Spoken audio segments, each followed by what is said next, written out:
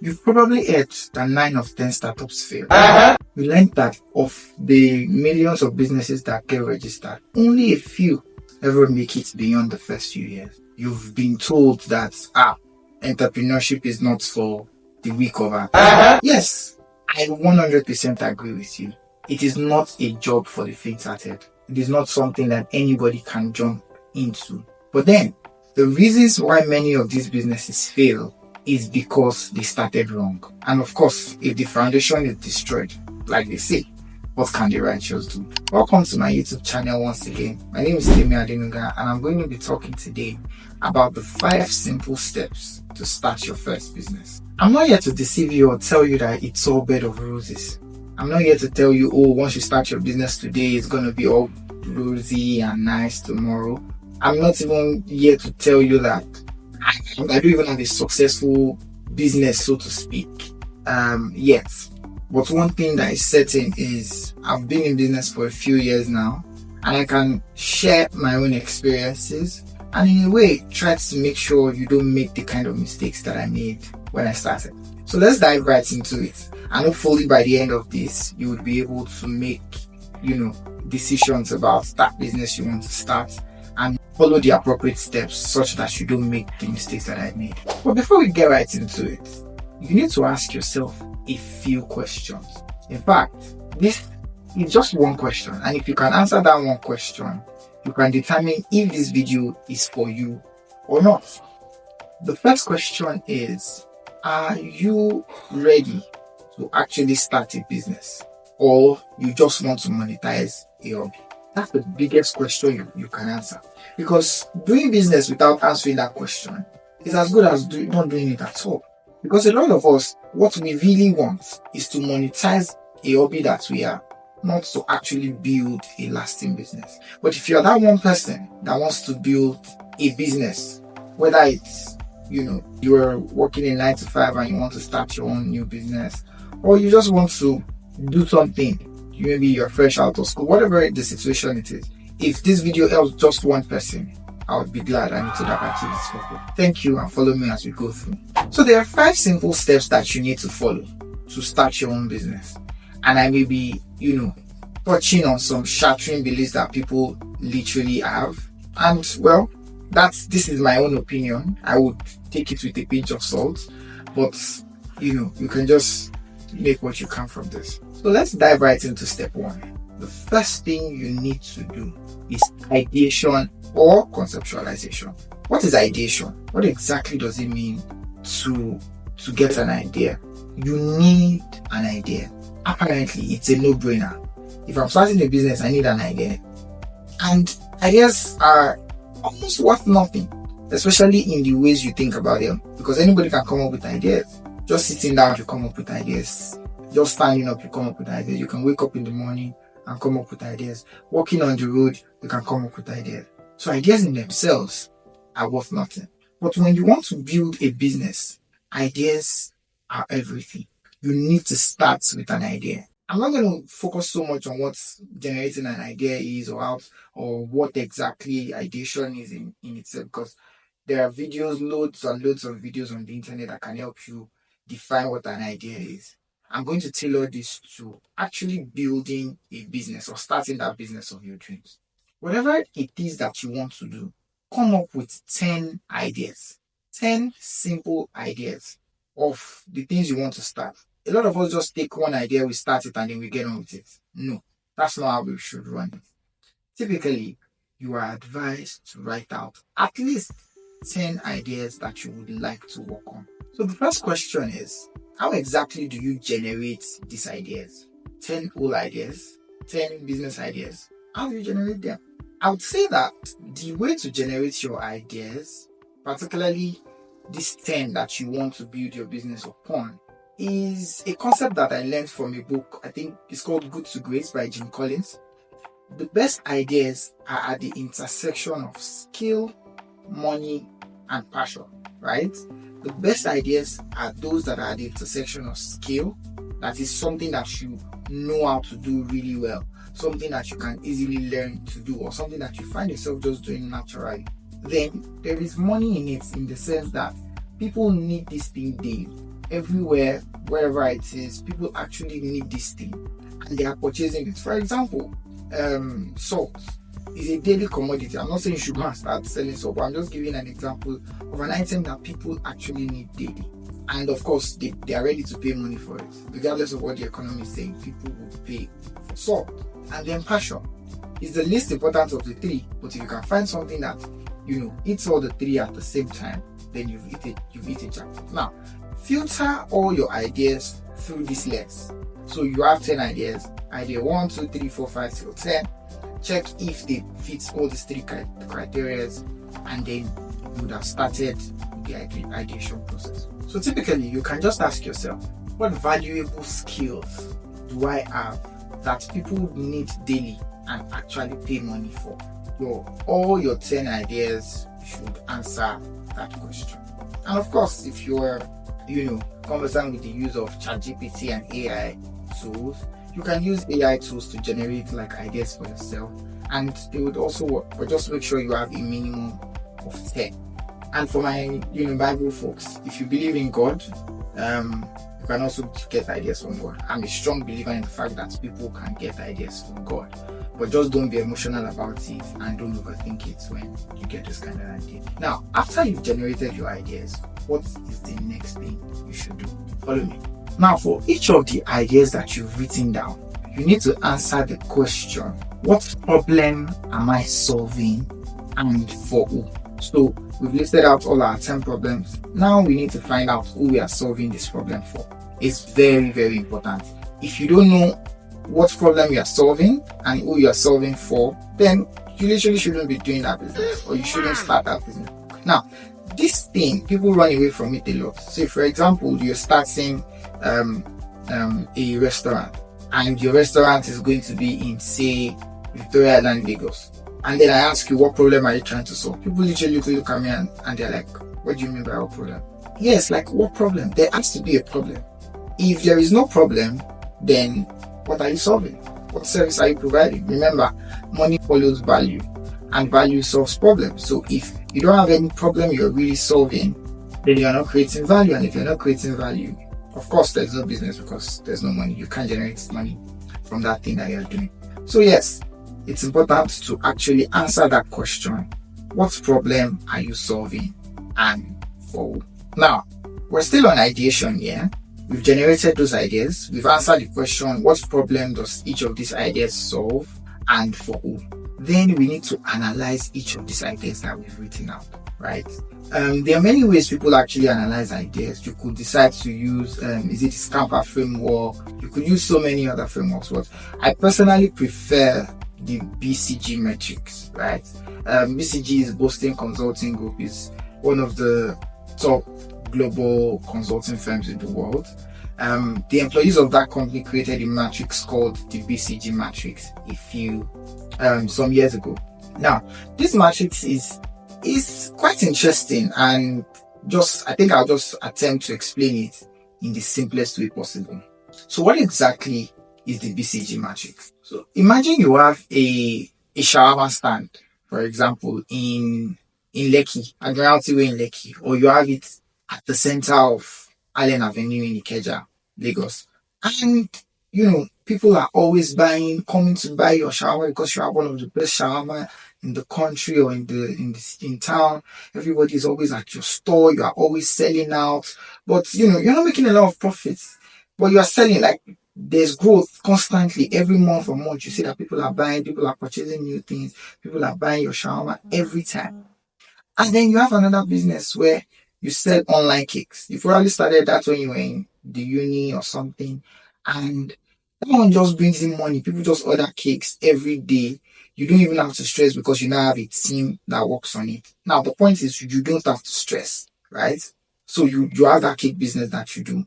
But you're also passionate about toys for children, because you probably once experienced a situation where children play with harmful toys and then it affected the child one way. So you're interested a lot in toys. So you started getting toy cars. Maybe you import them from whatever country, and then you sell them here in Nigeria. The business is not good, it's not bad, it's somewhere just in between, it's not growing, it's not like your online cake business where you make good money even though you don't have to do so much work. And it's just there basically. And then the last one is maybe you have a business that is you love making art, so you draw a lot, and then in your free time you just draw and draw and draw. And then when you try to sell, people don't really buy or it doesn't move. You probably lost making and all that. Now, look at these four different kinds of businesses. According to the BCG matrix, you would classify them into four different categories. So think of it as a box. So in that box, you have a star, a cash cow, a question mark, and a dog, right? So the business that is making steady income, that is the business that is growing really fast, is your star. They call them the best sellers. The best seller, that's the right word. So your stars are the best sellers. So in this case, your shawarma business is your star. Then the cash cow is your cake business. So they give you steady income. You don't have to do so much work. So it's just there, they're good. You can leave them. Then there is the question mark, which is the toy car business. You're not exactly certain if the business is doing well or not. It's just somewhere in between. So you call them question marks. And then the final one is the dog. They are really not doing well at all. So you classify your ideas according to how you feel or the research you've done about each of those ideas. Classify them as either question marks, dogs, stars, or cash cows. Now, mind you, this matrix is typically used for strategy. People use it to check strategy, but I like to use it at this ideation stage because it helps you to focus on the most. Like I said, it's enough for people that want to generate money from their hobbies. This video is for those who really want to start a business. So you look at those ideas that you've generated and classify them in this order.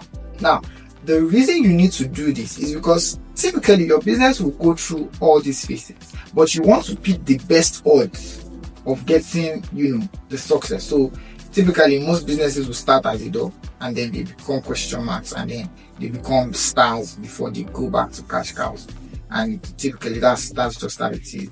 So you need to analyze your business. So how are we starting? In the ideation phase, what do? We generate 10 ideas. We list out all these 10 ideas. We look at these 10 ideas and we actually ask ourselves, what problems are we solving? And then we classify these ideas as either stars, cash cows, dogs, and question marks. We are only interested in the ideas that we've now classified as cash cows or stars. And now we can go to step 2. The next question you need to answer, remember in the ideation phase, what do? We're listing out 10 ideas. We're asking ourselves what problems we're solving. And then we are analyzing those ideas. Now, in the phase where we are analyzing these ideas, the final thing we need to do is to ask the question, right now, how are my prospective customers solving this problem? How are they solving it? They have to solve the problem in a way or the other. So how exactly are they solving this problem right now? The answer to that question is something you need to, probably review a little bit. Take time to check and find out. I don't like to use the word competition at this stage because there's really no competition, but think about it. Are there alternatives that they're using right now? For example, if you want to start making donuts, in some sense, meat pies and chicken pies are alternatives, right? Or puff maybe. If you want to start making custard, pap is some form of alternative. So how exactly are your customers solving the problem that you've identified above? So once you are able to find out how your customers are solving it, you need to just list them down. So remember, we list the ideas. That's the first thing we do. Once we have listed the ideas, we look through these ideas and then we ask ourselves what problems are these ideas solving. Once you list that out, you go to the next stage, which is the BCG matrix, and then you review and analyze these ideas that you have now generated and classify them as either cash cows, stars, dogs, or question marks. and we are now only interested in the cash cows and stars, then you find out how are your prospects or prospective customers currently solving this problem. And with that, we're done with the ideation phase. Now, many people look at me and say, oh, now that we have generated the ideas, what next? This thing might be a little counterintuitive, but I promise you, it is what has worked for me. And which is, right after you generate your ideas, go and generate leads and listen to them. It's not surprising. Go and generate leads and listen to them. Somebody is asking me, but I don't have the product yet, but I've not developed anything. I've not started selling anything. I've not even baked the cake I want to sell. Honestly, go and generate leads. It's so interesting. It took me about 3 years to eventually understand how this actually works. And honestly, after understanding it, I am literally an advocate for it. Anytime I see anybody that wants to start a business, I'm literally telling them, do you have an idea? Oh, great idea. Now, how many leads have you got? How many leads have you generated? And they're asking me, but I've not even designed anything. I've not made the product. I've not done anything. And that's where this comes in. So now that we have had our ideas and we've written out the solutions that we want to follow through, now let's focus on one. So pick your best of the 4, maybe 3 or whatever ideas is left of those 10 that we started with. So pick your best one. And now we need to generate leads. So you're wondering, what's the importance of generating leads at this stage? Especially when you really do not have anything to sell. The truth of the matter is, if you can't generate leads, you find it difficult to sell when your product eventually comes out. Because there has to be a market, and you need to be certain that there is a market. And the only way to be certain there is a market is not by assuming, it's by going to the customers. I don't know if you get the point. You cannot run a business if you are not selling. And this whole thing that I'm saying, you don't have to leave your business or your 9 to 5 to do it. You can literally do it with your job. So you don't leave your 9 to 5, what's feeding you right now, and then just jump into something, and a year down the line you are regretting because you feel like, oh, I should have waited a few years more or a few months more. The only thing you didn't do is to find out customers for your product or for your service first. Now, how do you do that, or what exactly is entailed in this process? You don't need to build a product for 6 months, 1 year, 2 years before you actually start talking to customers. Honestly, you don't need it. In fact, there is this business expert. He's probably sold in a number of businesses. He's in the UK. He's a very good marketing expert. And this guy says all the time that you really should not start a business until you found customer, or at least prospect. Daniel Priestley says everything is downstream from lead generation.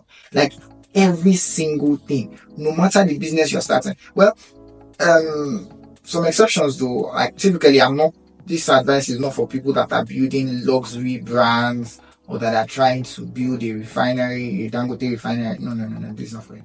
It's for those that actually have a business idea and actually want to launch it. It's not for those that already have huge capital sitting somewhere and they just want to throw that money into a very big establishment. If you have some money sitting somewhere and you want to use it to launch a business, I would advise you actually diligently follow this process, and what's that happen? You learn. Everything is downstream from lead generation. You almost cannot get it wrong if you start with lead generation. Find customers. Once you have your idea, and listen to them. And you are wondering, how do I get these customers? So the thing is, the concept of MVP is people do not really understand it. Even those in tech do not really understand the concept of MVP. Some of them think, oh, it is to go and build a product, a whole product that is working before you actually start getting customers. The truth of the matter is, you want your customers to guide what you build for them, not the other way around. Yeah, I know. You're already saying, but customers don't know what they want. I agree with you, but follow me as we go, and then you'll see how this whole thing plays out. When we say you need an MVP, right? A minimum viable product, what you really need is it could be different things. Like I'll give you typical examples of the kind of minimum viable products that you actually need. And in fact, if you have this kind of minimum viable product, you would worry less and you can make progress faster than actually trying to develop or build or construct or do whatever it is that you are trying to do. Real estate companies use these methods a lot. And I'm not surprised that they're making the kind. Some of them, they will not even have a land yet. And then they would have sold property worth billions. Why? Because they understand the fact that you need to sell first before you actually build. So what do you do? What are the kind of MVPs you really need? The simplest one is a landing page and a waitlist, basically.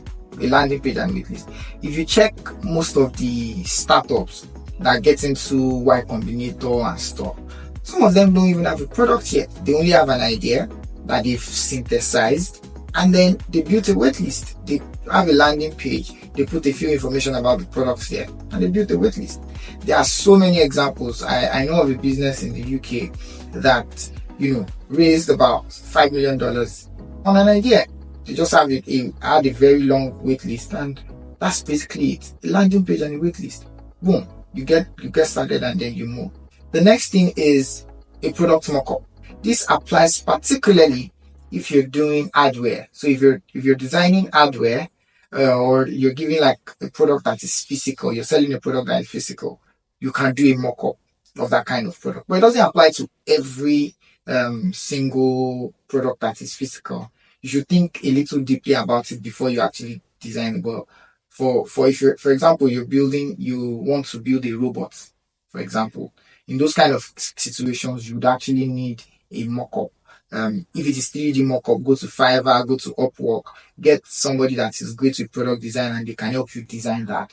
And then you use that as a basis to maybe pitch investors or fundraise rather than spending your money to go and build something that might not just work. This is the very interesting one, and I think every single second time founder understands this. Webinars or meetings or free resources cannot be overemphasized. That's another MVP. In the lead generation process, you cannot just overemphasize the importance of free resources. Think about this. I look for my target audience and then I tell them, I am giving you a free course on this. Spend XXX amount of hours and then you get this at the end of it. Or I want to start selling a course on how to bake cake. I don't have the course yet. I've not created the course yet. I've not done any videos about it. But I can easily say, join a free webinar on how to start your cake business today. Something like that. It's for free. So you market it, send it to your friends, blah, blah, blah, blah, blah. And then everybody that registers, you collect their email addresses and phone numbers. Now, remember, these are people that want to start a cake business. You have a webinar with them, share free resources with them, and ask them at the end if they would like to join maybe a community or maybe a WhatsApp group or a Telegram channel that you've created where you will continue to help them as they begin their cake business, for example. And automatically, you have a list of people that could potentially buy your course. That's exactly what we're talking about. You've not spent a kobo. You have gotten your idea. You know the people that you're targeting. And now you went ahead to meet with them and offered free resource to them. And there you have it. The other thing you could do instead of doing a webinar is free ebook. So you just put it on maybe you create a document, PDF it, put it on your Instagram page or use Linktree or things like that, such that when anybody wants to download it, they have to drop their email address for you. Once they give you their email address, you have that information and you're already generating leads, basically. Then the one that excites me really well is scorecards.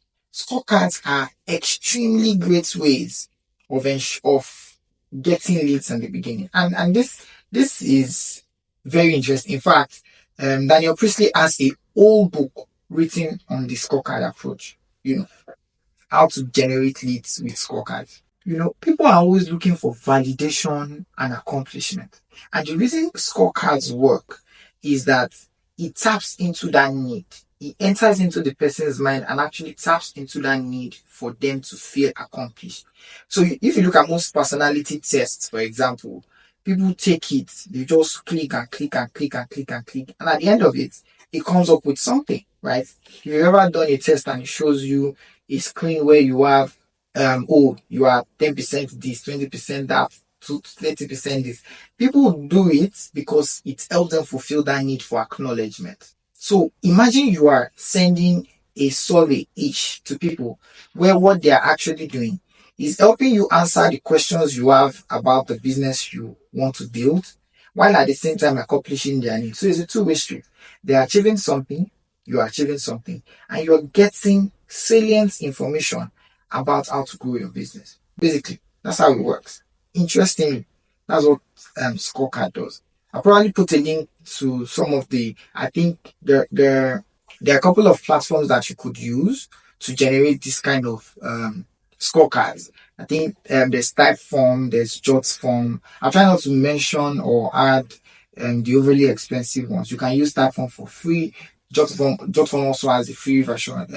Then it previously has this company called ScoreApp. You can use ScoreApp as well. Pretty simple tools that would help you create a scorecard, send the assessment to people, and it's going to be interesting for them because it will tell them who they are at the end of it. So because they are getting that validation, they also give you information from free, and you can also always modify. Now you've learned that maybe people don't want to buy bread in a particular area. What they want to buy is donuts. Then you can now start finding out, okay, what kind of donuts do they want? Is it jam donuts? And at what price would they typically buy? So that's what you can use this system to do. So basically, we've said the first thing you need to do is ideation, and the next thing you need to do is to generate leads and learn. Now, it's not enough to generate these leads. You need to learn from them. And when I say learn from them, you're listening to what the customers are saying. You're understanding every single information that they're giving back to you. And then you are maintaining that community so that you can continually ask and, iterate and get more value from them, even though you are also offering some form of value, some form of free value in that sense. And then so that you can have ready customers when your product is ready to launch. So, and of course, you as an entrepreneur or as a business owner, when you ask customers, there's a saying, if you ask customers what they wanted, if you asked Ford at the time what customers wanted, customers would say they wanted a faster car. But then you have to listen as an entrepreneur and sift through what they're hearing, and then use your innovative mind to understand that a faster horse is a car. Because the customers don't know that there's something called a car. All they know is they want something that's faster than yours. And you are able to provide that solution. So what exactly does your customer want? Remember, we've said it in the first place that you've done the ideas, so you know who those customers are. Now you have started talking to them because of the webinar you had. They've asked questions, you understand their pain points, and you are now learning from points that you've gotten. And now that you're learning from the points you've gotten from them, you can now modify your solution. You can now modify the solutions that you thought was the original solution to their problem. And a critical point I want to mention here is, don't be blinded by your family, friends, because they love us, because they want us to be protected, they want the best for us, so to speak. The feedback they tend to give tend to be statistically skewed to the left. What I mean by that is, they give us information that makes us happy. Oh yes, that's nice, that's great. No, you need to make sure that the bunch of people in your community are not your friends. They are people that you really do not have that kind of relationship with, so they can give you honest feedback. Of course, the family and friends are important, but then you should not focus on the feedback from those category of people, except for those ones that you know that regardless, they will tell you the truth, even if you are doing rubbish. So yes, mentors, external parties, people that don't exactly owe you anything or feel any affinity towards you, those are the people that you should actually take your time and get feedback from. Now, we're done with ideating. We've gotten our prospects now, and we're keeping them engaged. So what next? The next thing we need to do is to calculate unit economics. Step 1 and 2 are really hard. 1 and 2 are really, and I'm not going to sugarcoat it. They're really challenging, and people typically skip them. So I really advise that you just don't skip these steps. before you go on to step 3, which is the calculation of unit economics. So what is unit economics? It sounds like big English, but I'm going to break it down for you. It's very simple. For every single unit of product that you sell, how much do you make back? That's simple, right? So if you're selling cakes, for example, I'm using a love cake example, I don't know why. But if you're selling cakes, for example, how much will you buy the flour? How much will you buy the sugar? How much will you buy, say, the yeast? How much would you buy everything, all the ingredients you'll use? How much would you spend on transport to go to buy the yeast, to and fro? How much would you spend to deliver the yeast? How much would you spend in your business model? Basically, how much are you spending to create 1 unit of that product? 1 unit of that product. Now, when you create that 1 unit of product, how much are you selling it for? Now, if you compute the value that you're selling it for, and you subtract the value that you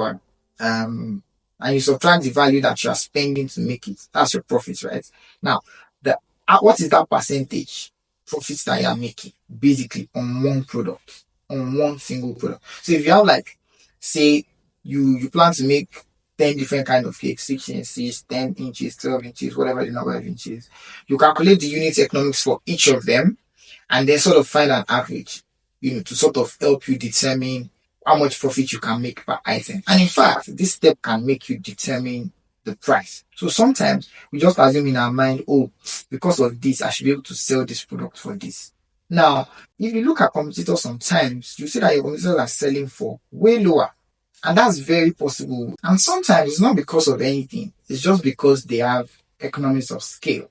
Economies of scale means that they can buy in large quantity and you cannot buy in large quantity, all those kind of things. So it raises your price. It therefore lets you know what you can survive with. And some of you already started your business, and somebody's asking you for discounts, and you're just dashing them discounts because, and let me just sell. But rather, you already understand your unit economics, so I cannot sell below this price. So even if you add a margin, you add extras and whatever on top of it, you already know the minimum price that you can sell, which then tells whether you can actually sell that product as using a low-cost strategy. So you are saying, oh, I'm the cost leader, so I'm selling at cheap price. Or you are going to look for another thing to differentiate you in the market. Of course, there are 2 major ways to thrive in a business environment. It's either you're affordable, or you are providing quality or something special. You are differentiated in some sense. Or you're using a mix of the two. But people typically, especially in this part of the world, try to be affordable. But sometimes it is that affordability that exactly kills your business. So this level helps you to actually determine whether you can sell for the price that is in your head. It is only after you've gotten to this point that you should actually develop a product. It is only after you have potential customers and you know the price that you will sell for. This is after factoring. If your business involves importation, you have factored exchange rates, you have factored everything. This is actually when you should start developing the product. In fact, I would say that you should typically test, because you now have the community, you have the people that are potentially going to buy this from you. You can now test and find out if they will buy for that price. So for example, if I'm somebody that wants to sell cake, I can easily go on that my platform, whether it's on WhatsApp, whether it's Telegram, whatever it is, or in my in my scorecard, and ask people, oh, which of these prices would you typically buy a cake for? And then they will tell you, maybe I have calculated $50. Then these people are saying that most of them buy at $40. Then I know I need to find a way, whether it is to change my recipe, whether it is to update something. I need to just find a way to get feedback from them so that the price that I'm selling at, I can actually start selling at that price. And that's when I can now start developing my product, because that will help me now develop the kind of products I need to develop, how I should develop it, if I need to test it, how you should test the product, if you need to import from abroad, how you should do it. And I typically tell people, for your first product, it doesn't have to be the best. In fact, the product you are developing today is probably going to change in the next 5 years. So if you're developing a product today, you're selling something today, in 5 years time, it will have changed dramatically, because you will think about it differently. as you evolve, as customers' needs evolve, as everything you develop, you would always add something on it. So don't kill yourself about, oh, now I know that people will buy. Then you go and buy, you go and produce 1,000 units in China and bring it back to Lagos, and then you're looking for where to store it. No, don't do that. If you can produce locally, if it's something that can be produced locally, please do it locally. Yes, your profits may be smaller, but even if it's 10, don't do very large quantity. Buy 10 and sell. Let people know that, oh, this product is available, because you actually need to put there needs to be about 3 things you need to put together in selling a product. First, you have to sell something that is of value. Secondly, you need to package it properly. And thirdly, you need to put in some sense of urgency. So you look at it. People like Apple, for example, sell their iPhones. They come and tell you, oh, this new iPhone has this new camera, and then it's packaged properly. And then they finally tell you, oh, pre-order it. If you pre-order it, Apple sells off before so time. So if you don't pre-order it now, this is it. And then they give you a discounted price. Mind you, that discounted price, you're already making profits from it. So you are pre-ordering an item. They put in the sense of urgency. They're giving you an item that has not yet been produced, right? You are buying an item that has not yet been produced, and then you are also rushing to buy it. So now that you have created 10, create that pseudo sense of urgency and see how your community reacts. If people are buying and then you don't have enough, then you know that you are onto something, and then you can now actually create like a waiting time. So for example, if you're a fashion designer, you can say, oh, pay 50% of the cost in advance, and then we will deliver the products in 6 weeks. Those kind of things, to make sure that you keep your customers or prospects continually engaged. So just to run through the process again, the first thing you need to do is to make sure you generate your ideas, 10 at least, analyze them, and follow all the processes that we've outlined in the ideation phase. Then, once you've generated these ideas and they all now make sense to you, then you need to generate leads and learn from the leads, right? You need to generate leads and learn from the lead. Now, you need to calculate your unit economics. Your unit economics is pretty simple. Is how much you would get by selling 1 unit of your prospective product or service. Then you can now test your product. That's the first step. Finally, this is when you should start thinking about name, business name, whatever. And that's the honest truth. That's the honest truth. If you're somebody that believes in the Bible, in Genesis, God created all things. It was not until Genesis 2 verse 19 that he now said that Adam should name all these animals, and whatever he named them, so they were called. So think about it. Even God created before he named, right? So typically you're supposed to take your time, understand the problems, create the solutions. The darkness was on the face of the day, then God created light. So there was a problem, he created the solution. Then after he had created the solution, then he waited till a particular point and then asked somebody to name all these things. So it's naming brands, naming all these things are secondary, and they should be the last step in starting your business. So now that we have all the solutions, we have all the things that we want to create, now you can create a brand. Now you can look for that name, whether it is inspired by your sister, by your uncle, by your brother, and you're wondering why is it so? Why is the name secondary? And I'll tell you, your name can change, your logos can change. Amazon used to be called Cadabra, which is like a short form of abracadabra. Even Google was called Backrub before, right? It was the Google today it started as a spelling mistake. Nike, I think they used to be called Blue Sports Company or something like that. So the name is literally secondary because it could change tomorrow. Your offerings is what is primary and will remain forever. And of course, once you now have your name, you can get your website if you want to get one, or a link or whatever. If you've not gotten a domain name, you can get that. And if you're in Nigeria, for example, you should reserve a name. Remember, I didn't say register. Reserve a business name. If you've watched my video on business registration in Nigeria demystified, then you would understand why it is important for you to reserve rather than register. With this, we can now say we can appropriately register our business. Now we've come to the end of this video. Just to recap, what are the 5 steps you need to follow to start your business today? Remember, ideation and conceptualization, that's the first thing you need to do. Make sure that your ideas, list out 10 ideas, analyze those ideas using the BCG matrix. Then you need to generate leads and learn from those leads, understand what they're telling you, listen to them. Then calculate your unit economics. You can even use that to determine the price you sell for, the competition you have, whether you should use a differentiation strategy or whether you should go for cost leadership. And then you can now develop the product and test this product. You can sell in that space as well if your business segment allows for it. And finally, you can then start choosing a name or registering a business name or doing whatnot if that is what you want. Of course, feel free to reach out if you have questions, if you have comments. Let me know the topics you'd like to learn more about. I would be happy to hear from you.